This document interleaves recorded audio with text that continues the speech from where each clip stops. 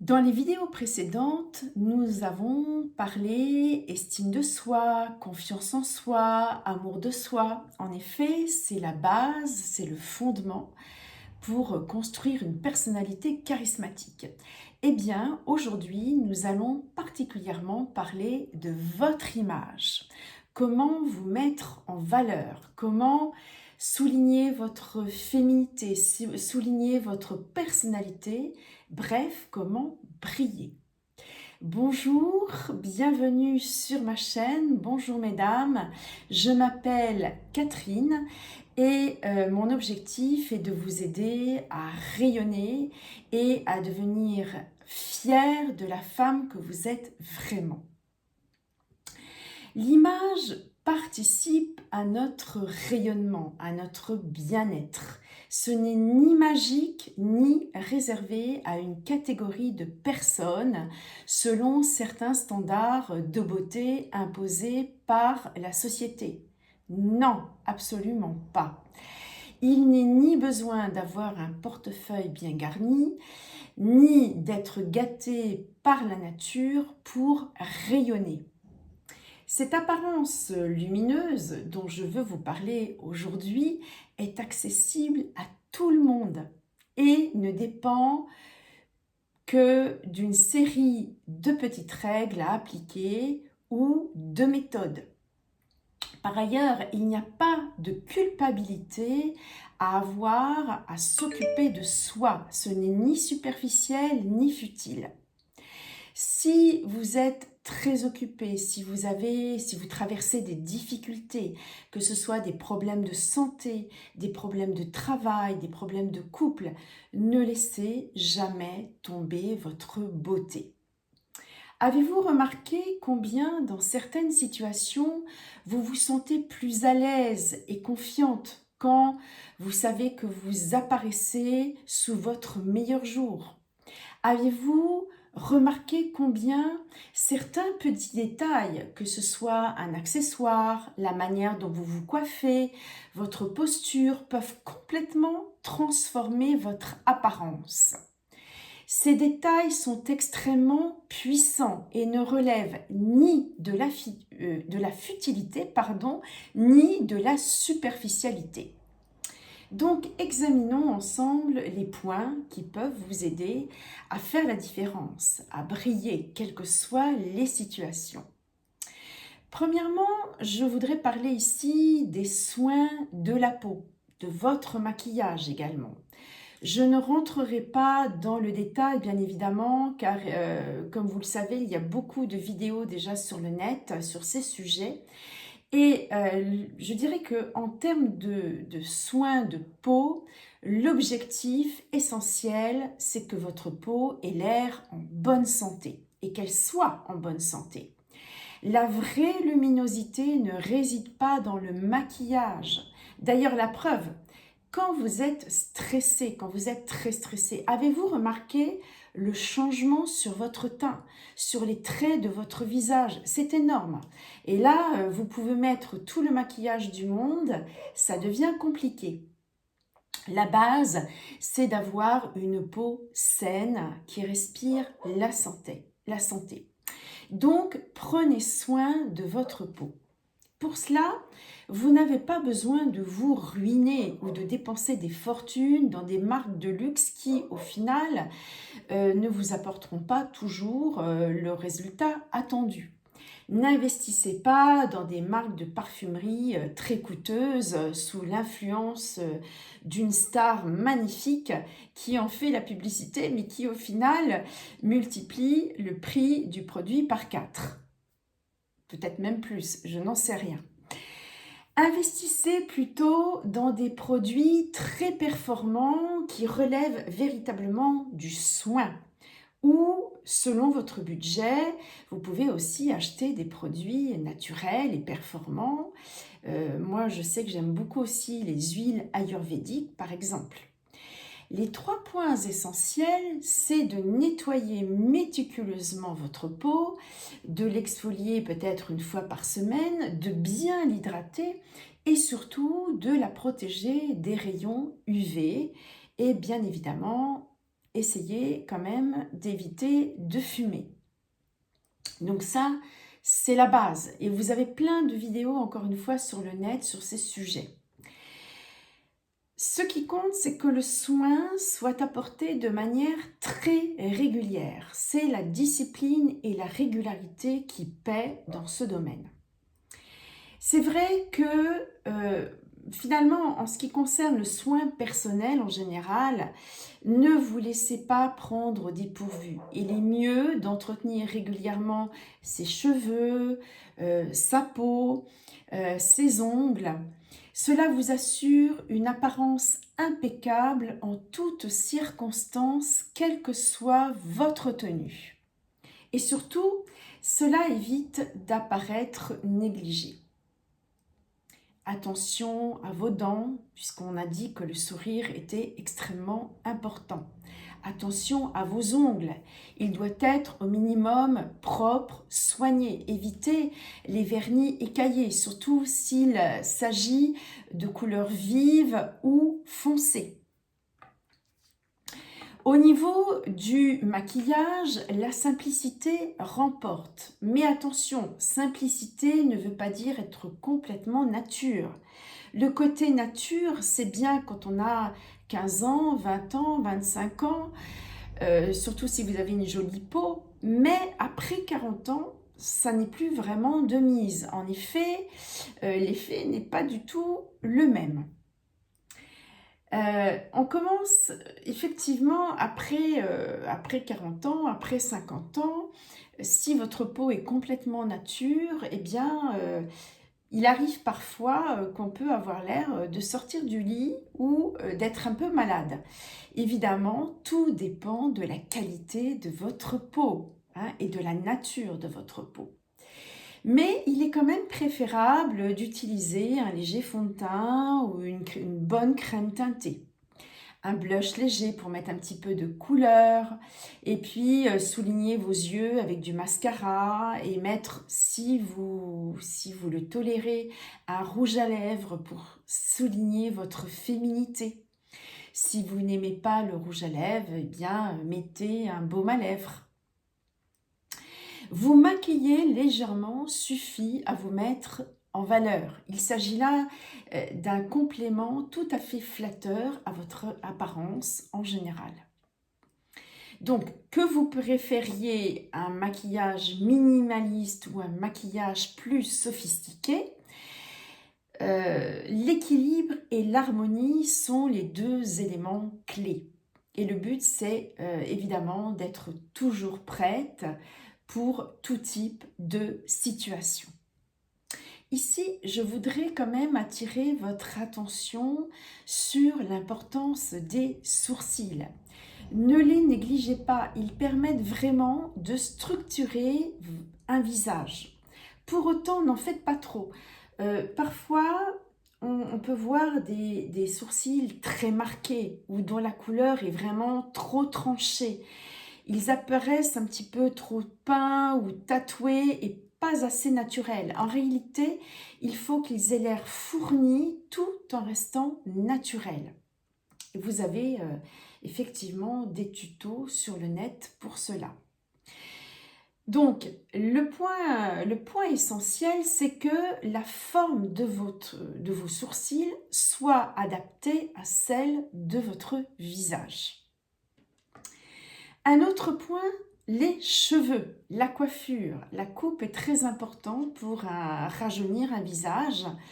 Évidemment, il faut trouver un bon coiffeur et parfois ça n'est pas toujours évident, surtout quand on change, quand on déménage ou qu'on change de domicile. Parfois, il faut en essayer plusieurs avant de trouver le bon coiffeur. Mais la coupe de cheveux est vraiment importante, plus encore que le maquillage. Elle peut, à elle seule, vous vieillir ou tirer vos traits vers le bas. Elle peut aussi vous donner l'air négligé ou l'air fatigué. Elle peut avoir aussi l'avantage de transformer une allure générale et votre look. Certaines femmes ont la chance de bien porter les cheveux longs. Alors faites attention évidemment dans ces cas-là à la qualité de vos cheveux. Mais effectivement, certaines femmes ont de très belles chevelures, de très beaux cheveux longs qui va particulièrement bien à la morphologie de leur visage. Donc tout dépend effectivement de la morphologie du visage et de la nature des cheveux. En résumé, attention donc à vos cheveux, à votre style, à la forme de votre visage et aussi à la couleur de vos cheveux. Elle doit s'harmoniser à votre teint. Venons-en maintenant aux vêtements. Comme je vous l'ai toujours dit, le look commence au-delà du vêtement, par la personne qui le porte. Mais le vêtement peut également vous donner confiance en vous. Et pour cela, il doit être adapté à vous, à votre personnalité. Vous devez vous sentir bien et belle. Alors, stop aux copies, à la pression des réseaux sociaux. Ne vous dispersez pas non plus. Stop à l'ultra-consommation. Stop à cette société de consommation qui montre des personnes minces, jeunes, lisses, dynamiques. Ne vous laissez pas manipuler et croire qu'il faut de l'argent et un corps de rêve pour vous habiller. Arrêtez de focaliser sur vos défauts. Si vous estimez que vous en avez, bien évidemment, et que vous avez des problèmes de poids, arrêtez de vous sentir mal et acceptez-vous tel que vous êtes. C'est la base et c'est une question d'affirmation de soi. Le problème n'est pas vos kilos, ni vos rides, ni votre âge. C'est souvent votre regard empreint de manque de confiance en soi et aussi la peur du regard des autres. C'est pourquoi le travail interne d'estime de soi est fondamental. L'estime de soi, cela veut dire aussi la sérénité et la gratitude quant à votre relation au corps. Et cela implique un travail sur vos croyances limitantes et également un travail sur votre vibration. Nous en avions déjà parlé. Bref, après ce long préambule sur les vêtements, revenons aux fondamentaux. Tout d'abord, les couleurs. Les connaissez-vous? Connaissez-vous les couleurs qui vous mettent en valeur? Tenez compte des couleurs qui soulignent et servent votre beauté, votre teint, et non les couleurs qui vous plombent votre teint et qui peuvent vous vieillir. Votre teint est-il flatté par des couleurs chaudes, comme l'or, le rouge, l'orange? Est-ce que votre teint est flatté par des couleurs froides, comme l'argent, les bleus, les violets? Mais en réalité, c'est loin d'être simple, ça n'est pas aussi simple que cela. La colorimétrie est relativement complexe, car dans chaque couleur, vous avez plein de nuances. On peut arriver à 48 options en tout. Je ne rentrerai pas ici dans le détail parce que c'est un apprentissage en soi. Cela dit, vous pouvez quand même choisir les couleurs avec discernement en faisant des essais, en les essayant devant vous, devant votre visage. Et puis, surtout, essayez de sortir du noir, des couleurs ternes ou sombres, en particulier quand vous commencez à dépasser 50 ou 60 ans. Accessoirisez-les. Quand vous hésitez, choisir des couleurs neutres qui donnent de la classe peuvent aussi être une solution et fonctionnent à tous les coups. Le blanc, le beige, le marine, le camel, le bleu marine, le bordeaux font parfois partie des basiques et peuvent très très bien fonctionner ensemble. Ne sous-estimez pas d'ailleurs l'impact d'un look d'une seule couleur. La monochromie rend parfois un résultat très chic. Et l'avantage d'être monochrome, c'est aussi de pouvoir allonger la silhouette. Donc ça, c'est très intéressant. Mais ne restez pas là non plus. Si vous préférez les imprimés, les couleurs lumineuses, le tout, c'est de faire attention à bien les coordonner. Si vous ne savez pas les coordonner entre elles, coordonnez-les avec des couleurs plus neutres. En réalité, vous devez tout coordonner. Les vêtements, les accessoires, les bijoux. L'ensemble doit être harmonieux, original et vous ressembler. Si vous choisissez des couleurs que vous aimez et qui en plus flattent votre teint, votre personne, c'est un point clé pour créer un style qui est vraiment le vôtre. Alors maintenant, parlons justement du style. Vous devez trouver votre style en fonction de vos caractéristiques uniques. Savez-vous ce qui vous met en valeur et ce qui vous va particulièrement bien? Et ce, indépendamment des dernières tendances et sans imiter le style de quelqu'un. Ce n'est pas parce que un style ou une tenue rend bien sur une personne qu'elle va rendre bien sur vous, qu'elle va vous aller. Donc, on est chacune unique. Votre style émane à 100% de vous. Vous êtes unique. Donc, vous devez connaître vos couleurs, votre style, les formes qui vous vont bien, les coupes en fonction de votre morphologie et de vos proportions. Les registres qui sont en harmonie avec vous. Pour les pièces basiques, vous allez les garder plusieurs années. Donc, choisissez de belles matières, des tenues bien coupées. Ici, je vais apporter une précision quand même, parce que je vous ai parlé du style et je vous ai parlé du registre. Ne confondez pas le style et le registre. Le style, c'est peut-être un style classique, dramatique, romantique, naturel, city chic, le style parisien, la parisienne, ou artiste, etc. Un registre, c'est plutôt le registre sport, sport chic, etc. Vous voyez, c'est pas la même chose.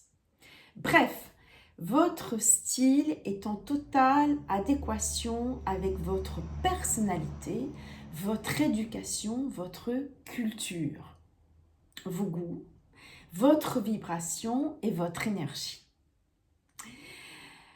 Après, évidemment, vous pouvez avoir deux styles, en fonction des circonstances. Vous pouvez bien évidemment avoir un style classique pour aller travailler et un style naturel ou un style romantique pour les autres jours.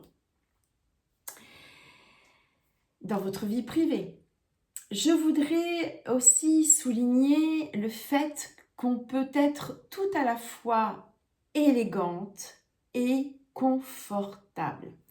J'entends d'ici les femmes qui me disent « Ah oui, ce qui compte pour moi, c'est le confort, c'est d'être à l'aise. » Mais vous pouvez tout à fait être les deux en même temps. Il n'y a pas d'incompatibilité. Ce qui compte, c'est de ne pas être transparente. Ou pire, d'être camouflée dans des vêtements et de n'avoir aucun style. Ça, c'est à éviter. Priorisez les accessoires également. Ils ont le pouvoir de transformer une tenue basique en quelque chose de sophistiqué ou de transformer votre look et de le personnaliser. Que ce soit les bijoux pour une touche de féminité ou de sophistication. Toutefois, attention à bien les harmoniser. Ce doit être tout un ensemble. Évitez aussi le côté sapin de Noël. Comme disait Coco Chanel, less is more. Ça veut dire que si par exemple vous arborez un gros bijou, un magnifique bijou façon style couture, eh bien, il est préférable qu'il reste unique dans votre tenue. Tout est question d'harmonie et de dosage. Un foulard peut être aussi un accessoire. Attention toutefois à la manière dont vous l'utilisez. Le choix de votre sac à main selon votre style, selon les occasions. C'est peut-être un sac à main du soir, sac à main en journée, c'est pas la même chose.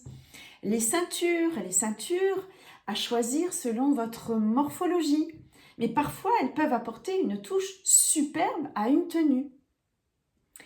La clé est de choisir des accessoires qui vont avec votre tenue, mais sans la surcharger non plus. Parlons maintenant des chaussures. Dans les vidéos précédentes, je vous ai parlé de votre démarche, de votre posture, de la façon dont vous devez vous déplacer avec élégance. Donc, bien évidemment, quand on parle de chaussures, nous parlons ici de talons. Et c'est très important. Je vous suggère des talons de taille moyenne, c'est-à-dire des talons qui ne soient pas exagérément hauts, ce qui vous permettra de marcher avec aisance et confort, à moins que vous ne soyez très habitué à marcher avec des talons hauts. Les talons hauts, parfois, peuvent être un défi ou devenir une souffrance, à moins que vous ne soyez super à l'aise. Également, les talons, l'avantage, c'est qu'ils allongent la jambe et permettent de la mettre en valeur. Attention toutefois à la hauteur des talons par rapport à votre morphologie et par rapport à votre silhouette.